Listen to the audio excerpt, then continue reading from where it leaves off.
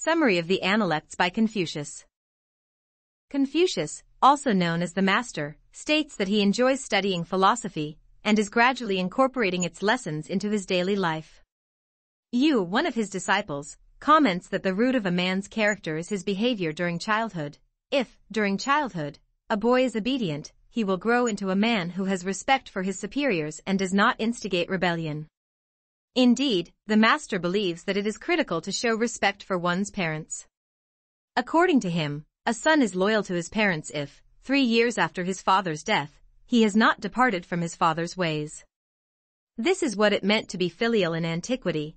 Nowadays, the Master explains, many people interpret filial as simply providing food and drink for one's parents in their old age.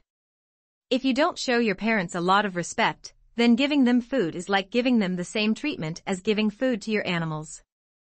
This is silly, says the Master. Parents deserve respect. According to the Master, acquiring knowledge is critical, and one must develop effective learning techniques. For example, he believes that one must be willing to learn from others, while also thinking independently. The Master enters the great temple on one occasion, and asks numerous questions. Someone who was also present is puzzled after he departs. Confucius is said to be an expert on rights. However, if this is true, why did he ask so many questions? When Confucius hears of this, he says that asking questions in itself is a right. Confucius is deeply concerned with the antiquity of ancient rites. Confucius is frustrated when someone wishes to abolish the tradition of sheep sacrifice on the new moon day. He is opposed to abolishing tradition. For Confucius, cultivating the virtue of benevolence is critical. While gentlemen strive for benevolence because they recognize its importance, small men strive for it because they believe it will benefit them to appear benevolent.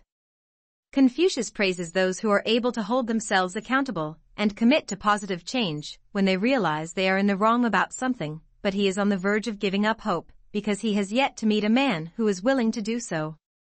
Although he believes that there are many people who are equally trustworthy and dedicated to a life of service as he is, he feels that he will never meet anyone who is just as eager to learn as he is.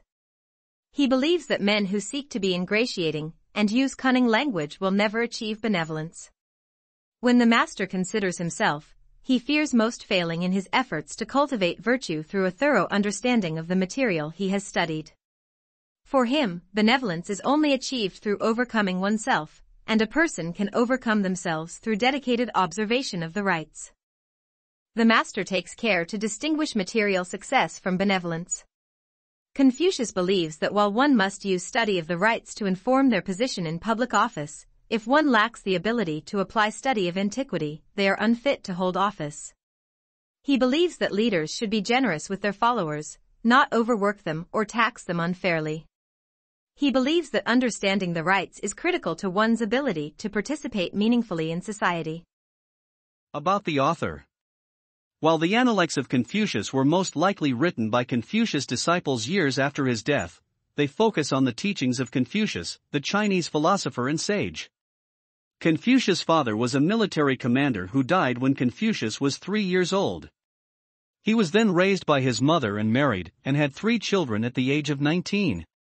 Confucius was born into a social class between aristocrats and commoners and attended a commoners' school where he learned the 6 arts, rights which is common cultural practices, music, archery, charioteering, calligraphy, and mathematics. He later advocated for rights and music in his philosophical teachings. Confucius is said to have worked in various government positions as a young man, while also giving informal philosophical and ethical teachings. He gained significant recognition for these teachings around 500 BC, and was appointed governor of a small town in his province. He was later promoted to the position of Minister of Crime in the same province. Confucius, on the other hand, believed that the family ruling the state of Lu had usurped power from the former duke in an unethical manner and participated in a failed rebellion against the family. Confucius then exiled himself in the neighboring state of Qi, where he continued to disagree politically with Lu's powerful politicians. He continued his teachings and returned to his native state at the age of 68, where he devoted his time to teaching his approximately 70 disciples. Confucius died in his early 70s of natural causes. Hope we summarized it fully and you liked it. Please hit the like button and subscribe to our channel so that we are motivated to create more videos.